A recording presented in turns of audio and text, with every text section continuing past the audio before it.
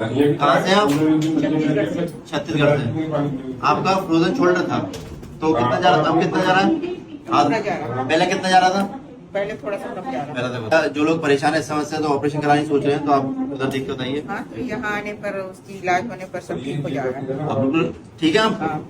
आप बताइए आप कैसा है पहले से? दर्द था, दर्द तो कम हो गया है। हाँ, दर्द कम हो गया है। कितने साल से परेशान थे?